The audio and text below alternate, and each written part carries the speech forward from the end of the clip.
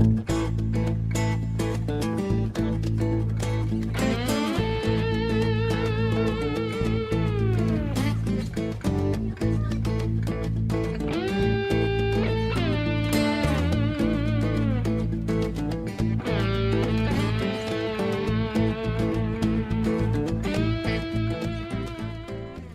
and welcome back to another episode of Retro Alliance Gaming. So, it is the month of October, which means... No, it's Halloween. Yeah, Halloween month, which means that we are getting ready to do a whole slew of Halloween videos. We got Splatterhouse, walkthroughs, favorite horror games. Thinking Resident Evil, Silent Hill, God, so many, Ill Bleed, Blue Stinger, there are Fatal Frames, so many things that we want to do this month. Tell me about the stream. What? And on Halloween, just so you know, me and my beautiful fiance AJ, which is holding the camera, Etno, are going to be doing a playthrough of Resident Evil Revelations 2, a very underrated and fantastic Resident Evil game. Our fave. This is going to be the start of the month on our next video, but before we go ahead and dive right into Halloween month, we decided we wanted to do a video today based on some of our favorite RPGs. Your favorite RPGs. Yeah, mine and hers, technically, because some of the ones she loves are... I don't think Parasite Eve is an RPG. Well, let's save the surprise for people. It's not really a surprise. So, yeah, we're going to go ahead and talk about it. Now, on this list, I just want to tell you guys, I'm not doing this in any particular order except for the last one. And this isn't my definitive list. I'm doing part 1, part 2, part 3. There's going to be many parts. There are too many amazing RPGs out there that I want to talk about. And there are some that are included right now that are the holy grail of RPGs for me.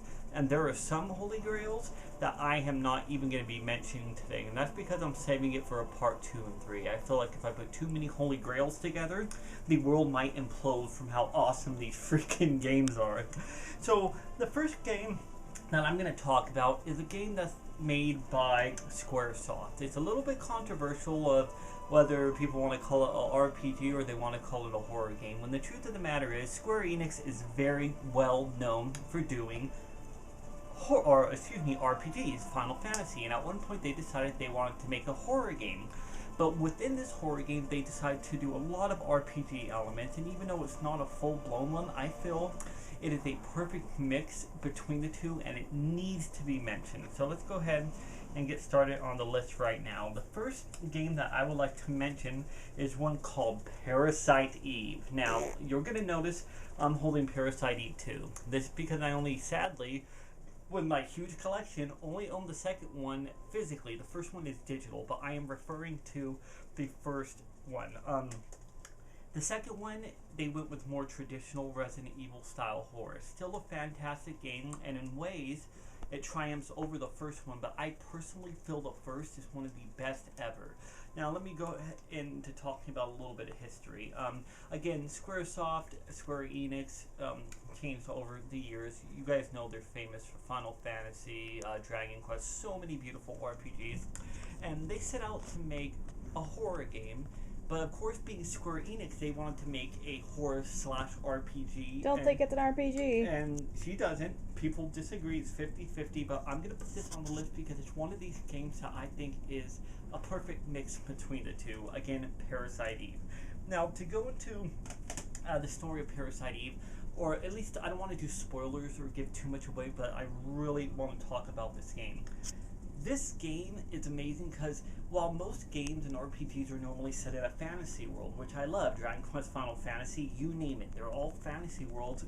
When they made Parasite Eve, they set out to make something that felt realistic, something that could actually possibly happen. Now, it may seem like a ridiculous story, but within the game, there's actual scientific explanation they go into in all the cutscenes to tell you about mitochondria, which is what the cells that build up all of our bodies, and when you have too much mitochondria, what ends up happening to you. And it's really cool how they explain this. It really makes you feel like, oh my god, this is something that could actually happen. So you have your lead character, Mrs. Aya Brea. Wonderful name. Aya Brea. Aya Brea, Booby, blah, blah, blah, I don't know. Aya Brea. Aya Brea Brew. Let's just call it Aya Brea Brew. So Aya Brea Brew is this fantastic lady. She works for the police force, and she's basically going to this opera. She sits down at the opera, and this woman comes out by the name of Eve, and she starts singing this beautiful opera song. And shit hits the fan, everybody's lighting on fire, things are happening, and it turns out that she is the key to everything happening in this game. This game feels a bit like Resident Evil, where you're going through corridors, you're fighting, you're figuring out puzzles, and you're figuring out stories, but at the same time, very RPG and very moody. So the music in Resident Evil and Silent Hill always stood out to me as being very, very moving. I think music in video games is probably one of the most important aspects, and this game knocks it out of the freaking park. The reason I say RPG is when you're running, there is randomized battles, just like RPGs. You're fighting, they have hit points, you get to level up your character, and you're going through this whole motion of just a mix between this RPG, this horror game, this great story, this astounding soundtrack, and while it might not be perfect, it is one of the most moody, interesting, well thought out games, and I feel personally it's very underrated. Now, the sequels they made to this were fantastic. They were very different. I will talk about them in the future, at least the second one. Not too big on the third one, but I highly suggest you pick up Parasite Eve. Absolutely brilliant, beautiful, wonderful game, and it will creep you out. Turn off the lights and play this game. It is definitely a gem. You could decide whether you think it's an RPG or a horror. I say it's a marriage between the two, and I've never played a game quite like it. This would be the first one. Now, going ahead and moving on, I want to talk about a game that changed my life. Back when I was a kid, I played RPGs such as Mystic Quest. I know everybody hates that game, but it was, I played that. I played Chrono Trigger. I played Final Fantasy 1, and I got into the games when I was a kid. I couldn't get as into them as I wanted to, not as much as I am now.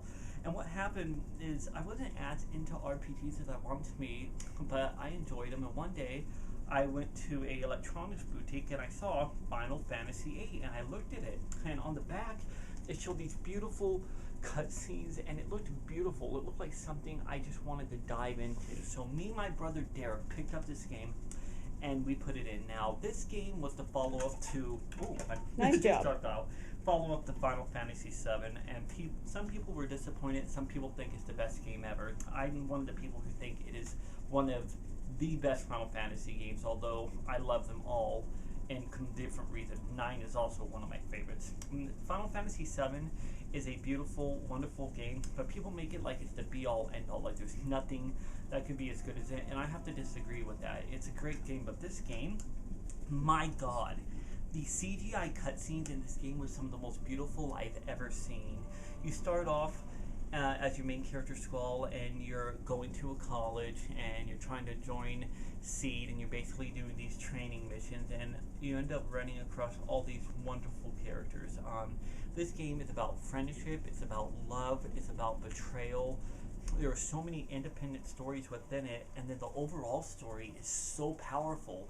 At one point, there is a huge twist that you wouldn't even imagine that connects every one of the characters together. Now, people make fun of the game because there are points where you're floating in space and they have corny romantic songs and really, really heavy on the gooey, ooey romance.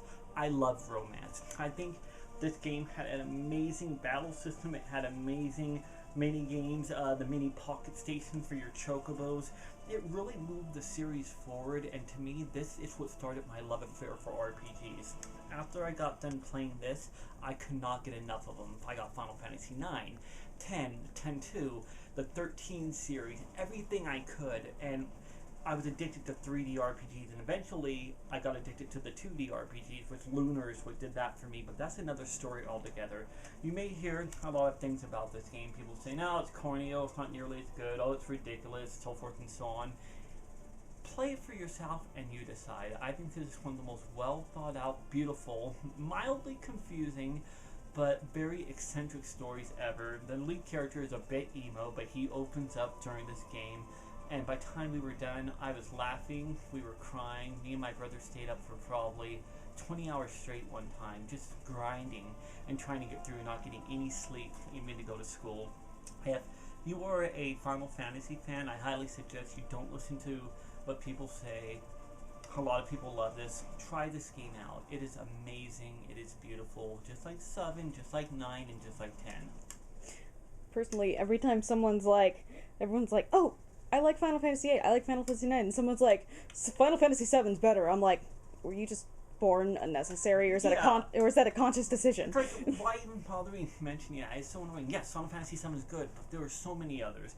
I want more time to talk about this game, but I actually have myself on a little time limit here for my overlays and editing, but pick up Final Fantasy 8. I'm going to do an in-depth review of this game later on and a playthrough. Fantastic.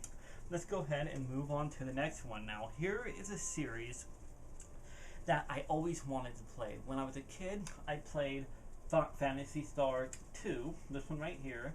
I tried Phantasy Star 3, and then Phantasy Star 4. Now, as a whole series, Phantasy Star is one of the most amazing games ever, one of the most amazing series ever, but I don't want to talk about all of them.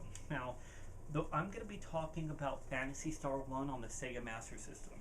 Does this mean this is my favorite Phantasy Star? No, not necessarily.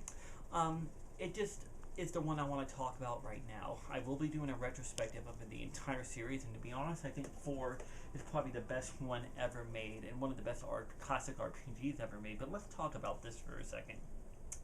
Back during this time when this was out, I had an NES, and I ended up getting a Genesis, a Super Nintendo, not necessarily in that order, and most of my friends haven't heard of Master System. Master System was a huge system in Europe. It did not take off very well here.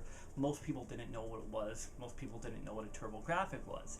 I was lucky enough to be able to experience this game because they used to have these really cool shops that you would go into, and you could actually pay them by the hour, $5, pick any system you want, and just play games with a bunch of other people. And one day I was in there, and I saw a TurboGrafx, I saw a Master System. I'm like, what the hell is this? And they're like, oh, Sega made a 8-bit system to compete with Nintendo. I was like, are you shitting me? And I played the system, and I was blown the hell away. Now, the thing is, I love Nintendo, don't get me wrong, but back then, Nintendo... Sorry, I'm playing Live Crane Machines. That's okay. Nintendo made rules that were very hard for developers to go on any other system. Nintendo is what kind of revitalized the game industry after the crash of Atari, and they made it very, very, very difficult for any other company to be able to get a lot of third-party games. And unfortunately, with the Master System, it didn't get a lot of third-party games, but in turn, it also didn't get a lot of shovelware. What we ended up getting was a lot of Sega-made games, and they were amazing. And one thing about this system, my God, it was powerful. In fact, it was twice as powerful as the NES. The amount of colors on screen were beautiful. The graphics, the sprites, story cuts. Honestly, hardware-wise, this definitely beat the NES, and I think the NES definitely had a lot more games and variety. But if they got the third party as well, they would have definitely won with the Master System. And the reason I want to use this example is, by today's standards, this game's going to come across as very archaic. Okay, you're going to look at the graphics and laugh. People are so used to realism. And the thing is, I have a brain where I could hop onto an 8-bit or a 16-bit RPG, and I can imagine everything else happening in the world. And I love that. It gives you just enough to be able to see, but still imagine things. Now, there's a huge difference between this game and other ones. I'm going to give you an example. Here's a wonderful game for the NES called Dragon Warrior. It comes with the battery pack. Is this an amazing game? It is. But for the time, absolutely. And even now, the images were static images when you were fighting. There wasn't a lot of technology that happened. There wasn't a lot of animations or movements, but it was wonderful. But the thing that was unheard of was this game and what they did. First off, it had a lead female character. Now, people nowadays might be like, oh, whatever, that's classic. Well, back then, it wasn't. Other than, like, Samus popping up as a surprise. It's still hard to get someone who will accept a lead female character. It is. So that's what the problem is with Life is Strange. They had to go with Square Enix because they're the only ones who would accept it. Right, because people can only get to buy things. Sexist. Yes, sexist. There is sexism in gaming, but, that's what I suggest is sexism in gaming, not, having a skimpy outfit. I completely, thank you, completely agree with that. But we had this discussion. Like, Bayonetta, not sexist. Yeah. No, what's her name? Quiet from Metal Gear Solid. Yeah. The new one. That's sexism. That's just for the male gaze straight. It's like, why? I'm not bashing them, just, that's literally what it is. And that's okay. Some things can be problematic without really hurting anyone. And that's the thing, for back in the 1980s, 1988, which is when this game came out, having a lead female was so progressive. Not only that, but it was an anime style. See, you guys, people nowadays take anime for granted. You turn on your TV, you have Crunchyroll, it's everywhere. In fact, it's popular to like anime. Back then, people hid And it. yeah, we're still considered nerds. Yeah, it was like a hidden thing where nobody even knew what anime was. It was called Japanimation, and if you did watch it, you were a dork. This had everything you could imagine. Now, here's where it even gets better. The sprites were beautiful. They were so detailed for an 8-bit game. Every environment you fought in, if you were on a beach, you got a beach background. You could actually see the water and the waves coming in. If you were in the forest, you got to see trees. There was so much detail that you never saw. And one of the even more impressive things about this wonderful game is that the dungeons were first person. Now, were they, extremely graphical? No, they were different colors, green, blue, orange, things like that. But when you went into a dungeon, instead of it being overhead, you walked in first person, moving through every single dungeon. That was unheard of, and there was no way they would have been able to pull that off as well on any other system at the time. They did do stuff with NES, but nothing that was remotely like this. This game had a story of betrayal and love, and it was just so futuristic, and it was a sci-fi game. This is one of the most progressive, advanced games of its time, and it's very overlooked. And I highly suggest, if you like old school RPGs, you try playing Phantasy Star. It truly proves the Master System was a freaking powerhouse system that was capable of creating a beautiful, amazing game. And if you can get past the 8-bit style graphics and open up your mind, just like you would with the book, you will find a game that is in depth, it's beautiful, it's wonderful. The animations, the characters, the way they move, everything. I can't talk good enough about Phantasy Star. I will later in the future talk about 2, 3, and 4, and I have yet to finish 3, so I'm going to wait for that for a retrospective, but you need to get this. Wonderful game. Moving on, I had to pick a game for the Wii U, and there is games called Xenoblade you guys are probably familiar with. Some people only know it because of Smash Brothers and Shulk saying, I'm really feeling it. Well, we jumped on the bandwagon to get that game to begin with. People only know the reference, and it's like, guys, he's not just from Super Smash Brothers, okay? Come on. Yeah, seriously, go back If you want to make the reference, at least try to make an effort to get the damn game. I know it's expensive, but now they have it on 3DS. They do, and it's gone down in price because of that. Now, I'm going to talk about Xenoblade on the Wii, I smudged my eyeliner. One of the biggest RPGs of its generation, and Wii is so freaking, it's good, babe, underrated. Okay. But before I talk about that, I want to talk about Xenoblade Chronicles X. Now, this beautiful box set here includes quite a few things. You get the I will insert a picture of his character. Yes. Oh god, most beautiful character ever. I made her. She did. There's a 100-page art book in here. You get an actual matted art card that's from the series, if you can see it.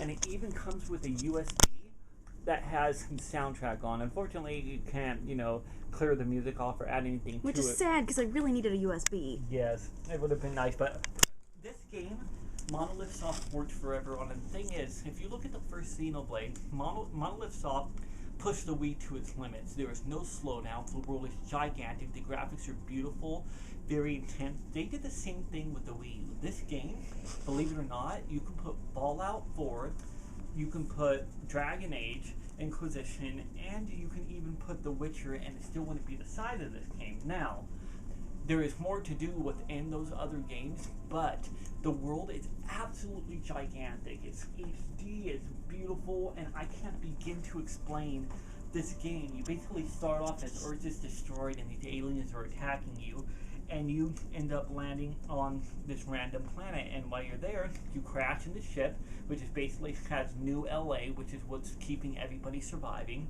And all these people kind of dropped off in these pods, which were like safety pods to put them into cryogenic sleep, and you're looking for them. But what you end up getting is you get a game that right from the beginning, you can go anywhere and do anything. I have a lot of theories. Yeah, which I want to go into, too, in the future. But you're going to die wandering off, but you can. And the best part is this game rewards you as you're going. It took me probably over 30 hours to get something called a Skell, which is a giant robot that you can jump into, a mech suit. You can make your own mechs. and these mechs fly in the air. You can fly around the entire world. You can go places you've never been able to go before. There is side quests. The main story is beautiful. There are twists. It is just so great between the side stories, and I don't want to give everything away, but this is one of the most beautiful games, and I want you guys to see if you can actually see the pictures on the back. I was trying to show it earlier, but then you moved away. Explore the strange vistas of a hostile alien planet. It is beautiful. If there's a place that you can look at, you can go to. And not in the beginning, you can run, but then you can fly. You can land on top of anything. I flew in the middle of a flower-like thing and got killed within like one hit, and I finally ended up killing the guy from staying floating above without getting poisoned. I figured it out. I would open this and show you guys everything, but that'd be more of an unboxing situation. But this game and the first Xenoblade are amazing, and if you want to talk about getting a Wii U, this game is literally a system buyer out of many. Most beautiful, wonderful game. Even if they did censor it in the most annoying way. Yes. It's like, okay, women have boobs. Women have bigger boobs. Women have smaller boobs. Let us, if you want full customization, let us have boobs that we want the size of. I was actually going to make the character's boobs smaller, because that's her body type. But just, you can make her taller, you can make her bigger, it just, you can't make her boobs bigger. Yeah, I don't understand. It's like, women have boobs. Yes. Seeing them as a sex organ is your problem. They're to feed babies, okay? It's not inherently sexual. That's the problem with Westerners. I thought it was really stupid. Nintendo did it because they wanted to prevent themselves from getting slapped. Yeah, people are like, oh, let's censor boobs because obviously they're sexual. And it's like, okay, you're the one making them a sexual object. You're the one making them a sexual object. Women's boobs are not for your view. Here's the point. I'm allowed to make it bigger, I'm allowed to make it smaller. Sometimes I want my character to look like me. I want a bigger chest. Yes, when you're doing an open world RPG and you're creating a character, they're making it where you can create a persona of yourself. So what they're basically saying is that every woman in the world has the same size boobs. You can't make them smaller or bigger. Give me a break. But anyway, other than them that's why I like Saints Row. Censoring it in America a bit. That's about all they did. But if you're looking for a beautiful, gigantic sci-fi game, you will put hundreds of hours into this amazing, beautiful game. This would be this one. I'm going over in a little bit of time. You're going to notice the overlays in the corner are playing all these games. I try to do them on time because I need a better program to put multiple overlays on, so I have to time them, but at least you get to see all the games playing in either my left or my right corner that I'm talking about. Over there. Now, I'm going to pause for a moment and be right back because we're going to go ahead and talk about the final game that I want to mention. Alrighty, sorry for that quick interruption, but Etno wanted to go ahead and step in for this final one that we were talking about. So I said that there was one in here, well, there's quite a few, but I consider to be the be-all, end-alls, and there's a lot that we haven't shown you, but this next RPG or RPGs that we want to talk about and want to show you, RPG series holds a lot of meaning for us. And by meaning, you know, there's some games you play and you just like, and you're like, that's a great game, and then there's other games that just kind of change your life. There's a game where you can play and you feel like you're at home, right? Yeah. Something that makes you feel special. You feel like you. And after you're done playing it, you feel homesick. Yeah. But you have to play it again at some point. You feel like you're so attached to the characters, like the game was made just for you. As selfish as that sounds, of course. But the games that we're gonna go ahead and talk about. You hold this one. I'm gonna hold the other one. That's my favorite one. The games that we're going to go ahead and talk about is the Shenmue series. That would be Shenmue 1 and Shenmue 2 on the Sega Dreamcast. Now, the version of Shenmue 2 you're seeing over here is expensive. It is the European version. The European version plays on any American Dreamcast with the Action Replay disc, and it is the only English version we got on the Dreamcast. We were supposed to get the full English version on it, but unfortunately the president of Sega decided to take off And be a douche and give it to Microsoft, and that is the Xbox version. Now, if you have an Xbox and you don't have a Dreamcast and you play the first one, I highly suggest you can afford it. Go ahead and play that one, but for me, I can't play anything but the Dreamcast versions of these two games. Mostly because of Dreamcast fanboy. And the VMU, the transferring of all your stuff, everything you can save when you bring it over. There's so All your figurines. All your figurines. there's so much to this, and with the recent news, which we're not going to talk about today, but We were one of the ones that screamed when it happened. yeah, when Shenmue 3 was announced, we were the ones who were screaming and immediately went ahead and donated or contributed and $175 to get it. So let's go ahead and delve into Shenmue. Shenmue was, let's call it, the killer app on the Dreamcast. It was created by Yu Suzuki. Yu Suzuki is very famously known for working with Sega throughout the 80s and creating some of the most innovative and fun arcade games ever made. He did Afterburner, he did a lot of racing games, he had that whole thing when you were on the bike, going back and forth where you actually got to move with it. Innovative arcade stuff. Yes. He went from there to being one of the people who created one of the first truly 3D fighting games, which would have been Virtual Fighter, which they put on the 32X and later came out on the Saturn in a much better and higher quality version, and Virtual Fighter 2. This guy was a genius. He had been saying that he wanted to create something new. He always was trying to do something that the world had never done before, and he always wanted to push his creativity. Something new and something big. Yes, and when he was playing Virtual Fighter, he looked at the main character and thought, maybe I should make a Virtual Fighter RPG. And that's exactly what he set out to do. Now, development on Shenmue and Shenmue 2 actually, believe it or not, started on the Sega Saturn. Yep. There are promo pics and everything of it, like the original development pictures, and you can find them. You can find them in on Shenmue Dojo. Yes, and the funny thing You is, can find everything on Shenmue Dojo. people complained about, the Saturn can't do 3D. The Saturn could do 3D. It was more difficult to do, but you look at Panzer Dragoon Saga, and it is breathtaking. And ironically, if you look at Shenmue, the work that they did on the first one, on the Saturn, they both look amazing, like nothing you've ever seen on a 32-bit. But what happened is, people misconstrued, and people say, oh, this game costs $50 million or this much. Well, the truth is, it was around $40 million, and it wasn't just for one game. That production cost had to do with them creating Shenmue 1, incomplete almost, most of Shenmue 2 on the Saturn, scrapping it, redoing Shenmue 1 and Shenmue 2 on the Dreamcast, plus all the marketing and everything. It was actually an amazing price what they were able to do with it. This is a game that I would say started open sandboxes. Now, they already had... It is the game that started open sandboxes. Yeah. They also had... People say that Shenmue was completely useless. It's like, oh, well, why are you so obsessed with this game? Obviously, it didn't make it, so why should we care? It's like, if you didn't have this game, you wouldn't have games like Saints Row, you wouldn't have games like Skyrim, Oblivion, shit like that. Some of the best games to date. This game started it all. Now, there is a misconception that this game started QTEs. It actually didn't. QTEs started way back in the arcades. But it did make it popular. Yes, with like Cobra Command, different Sega CD games that came out later, but this was what made it really popular. It was what made QTEs incredibly fun. Until this day, I've never played a game that made QTEs... Pardon our sniffling, we have allergies right now. Yeah. Fucking weather changes. Quite as fun as they did with Shenmue. So basically, when Shenmue 1 came out, it was the killer app to get on the Dreamcast. Unfortunately, even though the Dreamcast did sell very well in the beginning, and it did, it had over, in total, it actually outsold the Wii U within the first 2 years, and it took over 4 years for the Wii U to do. It's insane. Yep. They canceled the system early. There's a lot of different reasons, but we're not going to go into why they did that. Mostly some asshole Yes. named Peter! Yes. Which is exactly what he is. Yeah, I don't like him, and he also is the head of EA. By Peter, I mean, like from Family Guy. He's a dick.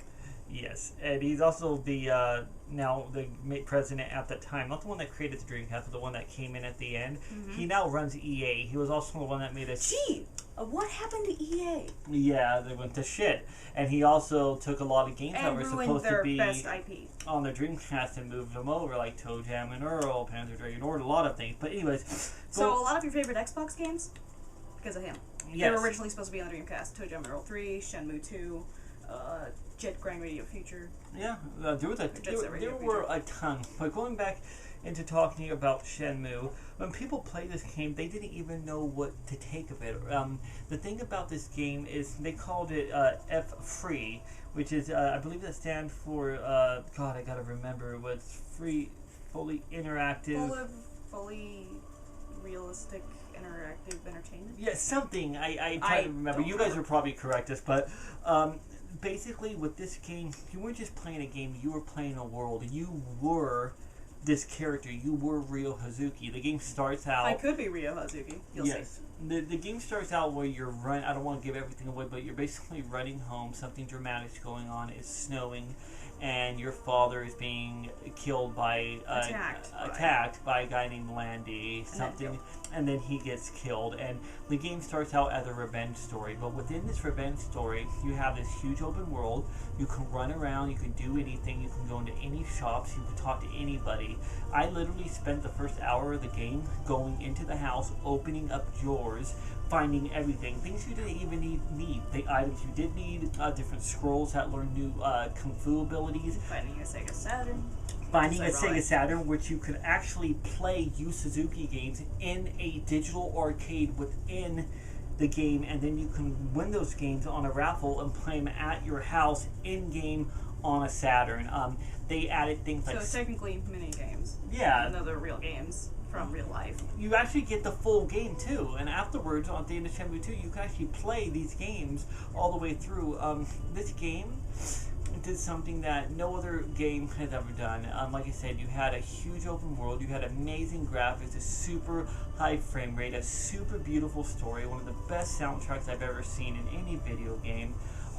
It was addicting. And some of the best characters. Some of the best characters, which we're going to go into. And the thing is, with Shenmue, this was just chapter 1. You spent all these hours on this game, and this involved just you in a port town trying to figure out what happened with your father, and this is just chapter 1. When you finish this game... The entire game is just chapter 1. Yeah, and I believe they say this one is between 2 and 4. Some people say 2, 3, 2, 3, 4, 5, but from what I read it was chapters 2 3 through 4. 3 is going to be 5 and 7. 5 to 7. Yeah, 3 is going to be 5 to 7. He intended on creating over 6 to 7 games, and now we're just hoping to get a finale to the series. Shenmue 3 was something we never thought would happen, but it did. Reasons I would make this my favorite RPG of all time, it's hard to explain, but when you just sit down and you play it, you don't feel... This isn't a game that makes you feel like, oh my god, I'm going to die, or you're running, or you're doing this, or you're constantly exactly tense. Suspenseful. Yeah, you more feel like... There are suspenseful moments, but... Very. You're more just soaked into this world and this place that this genius Yu Suzuki created, and this story of revenge, story of love, friends, family, historically... Finding yourself. Historically, he even went... Technically coming of age. He sent all of his the crew out to take actual pictures and video of everywhere throughout Japan, yes, and they actually put all these real places into the game in Hong Kong because they wanted you to feel real. Hong Kong and Japan, because, you know, the second game is... Yes. Allowed. Oh god, yeah, the second game takes in... it hit the plushie, so it's fine. Yeah, entirely placed there, but they got real locations throughout this entire game. The first one was 3 discs plus a passport disc for online features that you were able to get in some really high-def pictures, and the second one continues from there. Now, without giving too much away from this game, the second game literally starts exactly where the first one ends. The ultimate part of the game is finding yourself and on a quest for revenge against somebody named Landy, but it's about what happens... Landy! Freaking Landy. All I can say is when we finished the second Shenmue, I swear to God, I was salivating for more, and unfortunately for every one of us, it took over 15 years for us to get a pipe dream announcement. Well, more like 5 for me, considering that the time. I mean, technically, I played Shenmue 2 with Mitchell, my brother, as a kid. We played Shenmue 2, but all we did was really play the minigames. We didn't pay attention to the story or anything. We didn't really care. Didn't know the first game. We played it on Xbox. Why did things fall over? I don't know. It's okay. But yeah, they didn't. And then, of course, when I came along and I introduced, like, Dreamcast, we all started playing this. I'm still waiting for my brother Mitchell to jump onto this game or jump on board and figure these out. Because he donated $125 for Shenmue 3 as well. Even though he hasn't played it yet, he knows he's going to. There is a huge rumor that Sega is actually going to make these in HD because they saw the fan out for it. The thing is, if you look at Shenmue 3, it broke almost every record for Kickstarter, and it got Sega's attention. Now, what I would suggest to you is it's not a guarantee, but I think Sega is going to make them in HD, but figure out a way. Hinting at it, They're heavily. hinting at it. Figure out a way to play these games. The second one, I honestly recommend playing both of them again on the Dreamcast. Not only is it the original console and they look the best, but during the game you get certain items. You do you use different machines where you're able to get like little toys, knights, Gotcha. Sonic, Knuckles, gotchas, everything, and you can bring those on to the second game and all your money onto them, and you can actually pawn them at pawn shops so you have money for the next game. And Technically, you can play the second game without playing the first if you go into if you watch the Shenmue movie and then play the second one, but you won't have any of your stuff. It'll be a any little of the bit less items, immersive. yeah. So I would suggest if you can, a Dreamcast isn't very expensive, and you can get amazing Make games sure you get a for Model it. 1, and if you can't afford Shenmue, burn it. Yeah, one way or another, find a way to You have play to get this. a Dreamcast Model 1 or Model 0? A 0 or 1. 0 or 1. Yeah. Make sure you get a Model 0 or 1, and then you can burn the games. But you should probably use 99-minute CDRs, which are really hard to find. Yeah. At least 80-minute CDRs in order to actually fit the game on there without any problems with voices. Yeah, and and with the English voices that they did with the game. the first game, I think, could fit on just fine. Now, I'm not advocating saying, okay, don't buy games. I have a huge collection of Dreamcast games. It's my biggest collection in the world, but sometimes I burn games just for backups. And I think that if any way you can find, you can get a Dreamcast for $40. And if you can't afford Shenmue 1, burn the game and play it, and then figure out a way to play Shenmue 2. Even if you have to do it on the Xbox, which is my suggestion. Any way you can get around But to there's a play camera these feature. games. There is a camera feature to take Which means pictures. you can take pictures of my beautiful Ren. Yes. Yes, I am that Etno from the Kickstarter. You know, the one who drew a bunch and always talked about Ren. That's me. I have a new blog, which is, I have a blog for Shenmue, which is chiomen.tumblr.com. I'll put the link down below. Now, this game you can get for a fairly decent price. It has gone up, $60, $70, but unfortunately with this one, this beautiful game right Did you here, show off the Phoenix Man? Shenmue 2, well, I want to in a second. Yeah, thanks for reminding. I made it by hand. Shenmue 2, this one's a lot more expensive to get, the European version. It comes with 2 different cases, all your discs, your games inside of it, gigantic books. It's absolutely beautiful. We should probably skip to the Phoenix Mirror before we talk too much about this and then not have enough for our actual video. Well, it's okay, because I'll just have it loop. Now, one thing I'm going to do is, she's very talented. She does a lot of art, painting, drawing, anything Writing you is name my it. forte, though. She also likes to make me figurines and things. She actually made me an Azel figurine from Panzer Dragoon Saga, which I'm going to show off when I do that game on part 2. But in the meantime... Well, I made Nephilim from Blue Stinger as well. She did, yes. But what I want And I also made the daughter of the Hell Cake from Illbleed, which is just an original character I made, but from the Hell Cake from Illbleed. basically daughter. things that only have a cult Helena Cake. following that I can never buy. She made, excuse me, makes for me, and it's amazing. And here is the Phoenix mirror that she made me. This she made by hand with clay, and this is the Phoenix mirror from the game. Now, if you played it, you already know how important this is, and if you haven't, these mirrors are very significant and hold a lot of meaning to the entire story of the game, and how beautiful is that? I was blown away. I think she made me it on my birthday. Yeah, I gave it to you before your birthday because I was too excited. And we have the jacket, so sometimes I can put on the jacket and just play the tell them. game and and go like this. Or I actually hold the Phoenix mirror while I'm playing the game because it's like, yeah, I fuck, do it while fuck you, Landy. Look what I have. What? Look what I have, guy. But yeah, this is beautiful, and she made it. Before we end things here, do you want to talk about some of your favorite things in the game without giving spoilers? Shenmue 2, Shenmue 1. Ren. Yeah. By the way, one thing I do have to say before we go forward. There's a lot of side missions you could do, like freaking goose racing Please do them. and everything. But one other thing, like there's a cat in this you can find, and if you feed the cat every day, you That's can in actually. the first game. The goose racing's in the second game. Yeah, you could actually raise this cat, duck feed racing. it, and you can find it a home, or you can choose not to do it. Just it's something you can do Why every did you day. ignore the cat, though? Yeah, What's and wrong with you? and Don't can ignore name, me. you can name the cat whatever you want. We named him Mimi. Yeah. Some And people name her Chibi, some people name her Mimi. arcades and casinos. Everything about this game is my favorite. But I'm gonna let AJ talk. I want you to talk about Yeah. the story maybe a little bit, the things you like the most about. Maybe talk about Shenmue 2 a bit because that's your favorite chapter. You have no idea. The point is that I'm obsessed with Shenmue 2 and Ren in particular, to the point where I have a Shenmue blog and I've drawn so much of Ren, and everyone on the Kickstarter, I thank you for complimenting my art of Ren and following my antics, because I just continuously talk about Ren and how much I ship Ren and Rio. That's me. I all the gay.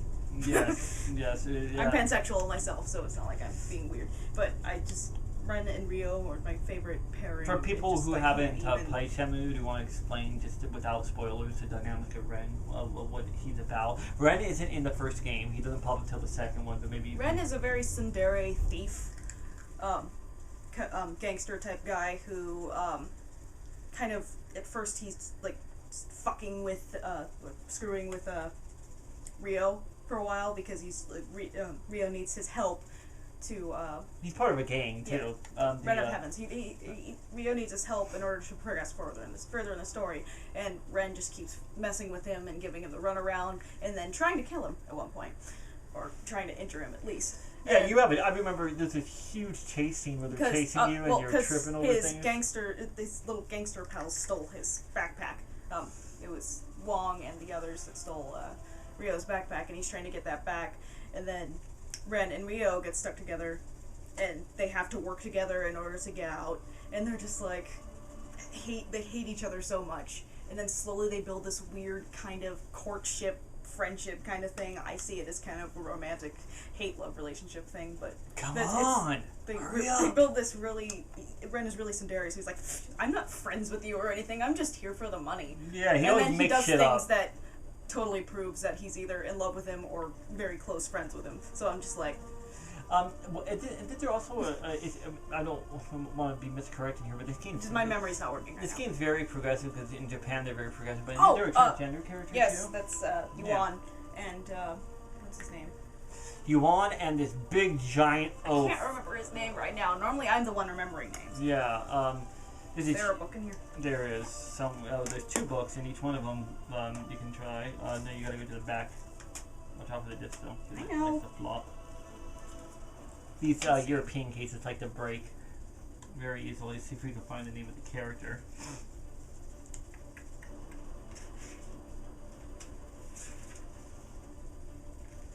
What is this guy's name? I don't know. You should talk. Oh, there we while I go. Look. Oh, well, there's Ren. Is Ren? Can I talk about Ren? Sure. Ren Wu Ying. Ren is the leader of Heavens, a street gang which is its own territory in the Beverly Hills Wharf.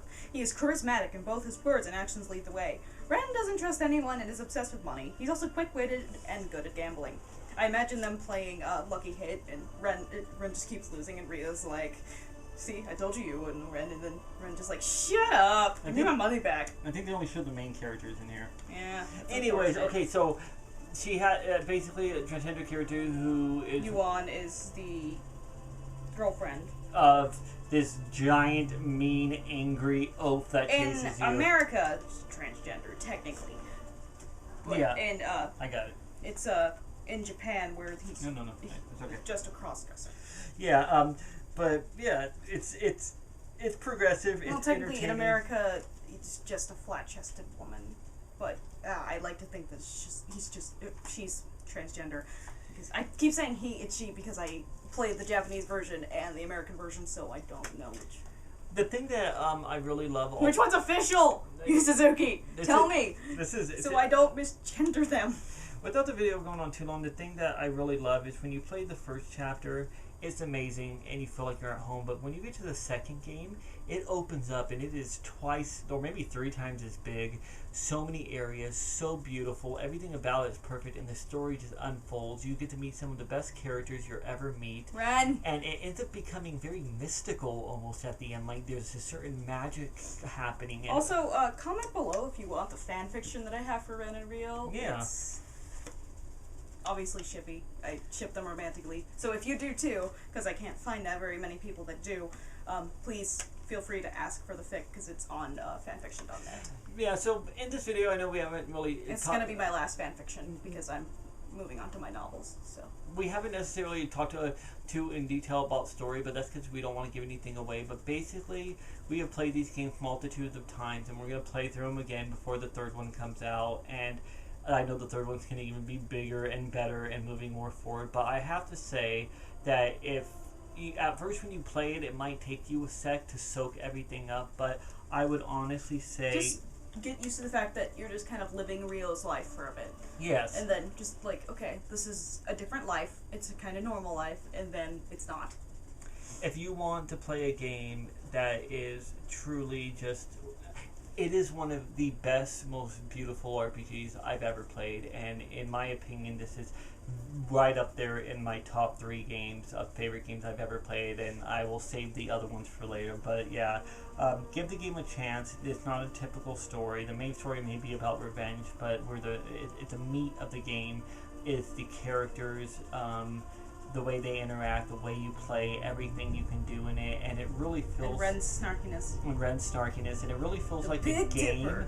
You that... should get some rest. Shut up! This game feels like it was 20 years ahead of time when it came out, this series, and sadly, it was really hard for us to get a third one, not due to how good the game is, but just due to the fact of sales and how long the Dreamcast was out, but it's actually happening. So, if you guys know about this game, comment below, let me know what your favorite game is, or the first or the second, or maybe what your favorite parts are, and if you don't know about this game, leave a comment below if you have any questions about it, or the best or easiest way for yourself to play it. And if you want to donate to the Slackerbacker campaign, we will put that in links below as well, because that's still open, and if you want to donate to help Shenmue 3 develop even more, maybe even faster, even better, please do so. Because please, God, do there are it, just guys. things that we have not unlocked yet, and we need it. Even if you don't care about Shenmue, if you love us, you'll do it. Yes, it's already broken every record possible, but the more money it gets, the bigger and better the game gets, and the better chance we're going to have when it comes out of getting a finale, which will not be the 3rd, it will probably be the 4th or 5th, depending. But yeah, in the meantime, that's our kind of a little bit of talking about Shenmue. In the future, we are going to play through these games. We're also going to show some of the really fun things you can mess around with, like a game chart. And I will talk more about Ren once we replay it, because my memory is really shitty right now, because I'm sick. So. Yeah, we've had a crazy couple of weeks, but we're going to do a full... Chronically sick, so don't tell me to get better. We're going to do a full retrospective later on. But yeah, this is our list for today. Again, guys, I really appreciate you watching. I know this video went on for a long time. It happens every time I'm here. It does, because we talk about these games we love, and it's hard not to go on. But thank you again, all of our 172 supporters. 168, last I looked. Please not only stay tuned for a part 2 to this coming probably after this month, but stay tuned for us to do more videos as much as we can with our horror themed month. We try to put out videos every week, and we've succeeded most of the time, other than getting sick or dealing with things in general in life. But we really appreciate you guys, even if you watch us for 10 minutes. Yeah, we kind of went a week without posting anything because we got food poisoning. Yeah, both of us that was a at the lot same of time. fun. So that's when we posted the Sonic Mania trailer thing, and we were just like, yeah, we're gonna just sit here. Not take trailer, a little bit of a break. But yeah, anyway, so yeah, that's it, guys. Make sure you go and you support Shenmue if you want to, and look at this beautiful Phoenix mirror one last time. We will be coming back to you with some creepy Halloween stuff, maybe Clock Tower. We got a lot of ideas of great videos we want to do, and other than that, we will see you next time. Thank you so much. Click.